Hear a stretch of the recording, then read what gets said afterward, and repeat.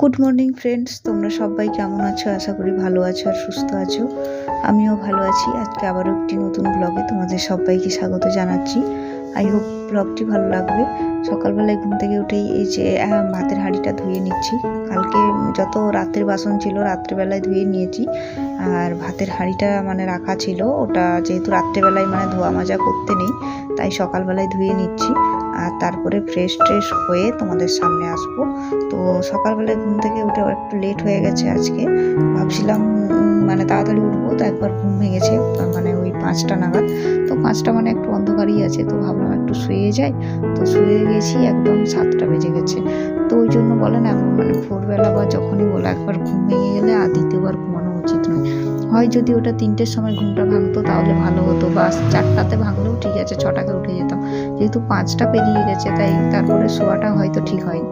তারপরে এই যে ফ্রেশ হয়ে এসে চলে এলাম। গ্যাসটা গ্যাসের ওভেনটা একটু মুছে নিচ্ছি। কালকে রাত্রে ভালো করে মোছা হয়নি কালকে রাত্রে। তো একটু তেল চিটে বেশি পরিমাণে হয়ে গেছে, তো ভাবলাম একটু বেশ ভালো করে মুছিয়ে নিই, কারণ রান্না করতে হবে। আর দেখবে ওভেনটা না পরিষ্কার থাকলে ভালো লাগে না। আমার তো ওভেনের মধ্যেই যত হাতা খুন্তি মাঝে মধ্যে ওভেনের উপর রাখা হয়ে যায়। তো পরিষ্কার না থাকলে সেটা তো ইউজ করা যাবে না, তার জন্য। তো যাই হোক, তোমাদের সাথে কথা বলে ওভেনটা ভালো করে পরিষ্কার করে নিচ্ছি। আর আজকে রান্না সেরকম বেশি কিছু করব না, কারণ আজকে একটু মুডটাও ভালো নেই। কালকে অনেক রিচ খাবার খাওয়া হয়েছে রাত্রেবেলায়, যেহেতু খাওয়া হয়েছে অনেকটা রিচ খাবার, সেগুলো তো তোমাদের সামনে ভিডিওতে দেখাতে পারিনি। তো যাই হোক, তো তার জন্য তোমাদেরকে বলছি যে আজকে আর একদম লাইট খাবো। ওইদিকে ভাতটা বসিয়ে দিয়েছি। তারপরে যে আমার হাজব্যান্ড ঘুম থেকে উঠে গেছে, তো তার জন্য একটু ভাবলাম যে চা করে নিই। তো দুজনের জন্য চা বানিয়ে দিচ্ছি। তো দুধ চাই বানাবো, লিকার চা বানাবো না। আর আমার বাড়িটা হচ্ছে রাস্তার সামনে, এত গাড়ি যাওয়া আসা করছে। সকালবেলায় যেহেতু ভয়েসটা দিচ্ছি, আমার একটু সমস্যা হচ্ছে, তোমরা একটু প্লিজ মানিয়ে নিও। কারণ আমি রাত্রেবেলায় ভয়েস কখন দেবো বুঝে পারিনি, অনেক কাজ থাকে, করতেই পারি না। তো যাই হোক, এদিকে চাটা করে নিচ্ছি। আর আজকে হচ্ছে যে দুধ চাই করবো, কারণ আমার হাজব্যান্ড বলছে দুধ চাই খাবে, লিকার চা খাবে না।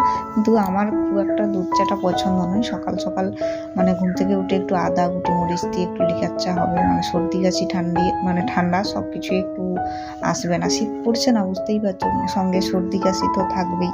তো এগুলো যাতে না হয় তার জন্য হচ্ছে লিকার চা খাওয়াটা কিন্তু খুব বেটার। তারপরে সব থেকে বড় কথা হচ্ছে দুধ চা খালি পেটে খেলেই গ্যাস হয়ে যায়, আর লিকার চা খেলে হচ্ছে গ্যাসটা হবে না, আমাদের শরীরের পক্ষেও ভালো।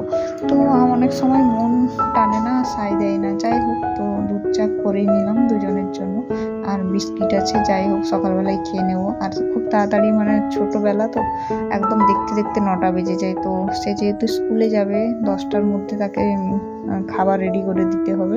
তো তার জন্য দাঁড়িয়ে থাকলে চলে না, আমার একদম তাড়াতাড়ি করে রান্না করতে হয়।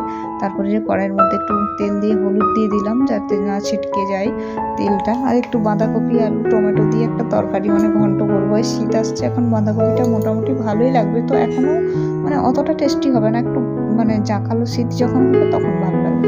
তারপরে হচ্ছে একটু কাশ্মীরি লঙ্কা গুঁড়ো, জিরে গুঁড়ো, একটু লবণ দিয়ে দিলাম। আর ওটাতে বাটা মশলা বলতে পেঁয়াজ ছিল, আদা ছিল, কাঁচা লঙ্কা বাটা। তারপরে যে ধুয়ে রাখা ছিল যে বাঁধাকপি আর টমেটো আলুটা কেটে একদম ধুয়ে পরিষ্কার করে রেখেছিলাম, সেটা দিয়ে দিলাম। আর মোটামুটি ভালোই লাগে শীতকালে, বিশেষ করে বাঁধাকপি ফুলকপি, এই হচ্ছে সবজি। যেখানেই যাবে মনে হয় তরকারি বলতে এই বাঁধাকপি, সবজি বলতে বিশেষ করে বাঁধাকপি ফুলকপি। জানি না, আমার কিন্তু খেয়ে খেয়ে পুরো এক ঘেয়েমি চলে আসে। ওই জন্য মাঝে মধ্যে আমি আবার পকোড়া বানিয়ে ফেলি। তো যে যেরকম ভাবে পছন্দ করে। আর এইদিকে তারপরে একটু মটর সিদ্ধ করে নিয়েছিলাম, ভাবলাম একটু ঘুগনি বানিয়ে দিই। তো আমার কী বলতো, মটরটা অনেকদিন ধরে ভিজছে, করবো করে করা হয়নি। তো ওই জন্য আজকে করে নিলাম, ভাবলাম একটু করে দিই। যাই হোক, আমার হাজব্যান্ডকে কোনোরকম দিয়ে দেবো একটু মটরের তরকারি, একটু বাঁধাকপি আলুর তরকারি, ব্যাস। আর ভাত, কালকে অনেকটা রিচ খাবার খাওয়া হয়েছে। কালকে যেহেতু ওর জন্মদিন ছিল, মটন খাওয়া হয়েছে, অনেকটাই রিচ খাওয়া হয়েছে। তারপরে এই যে চলে এলাম, ঘরের এই শোকেসটা একটু মুছে নেব।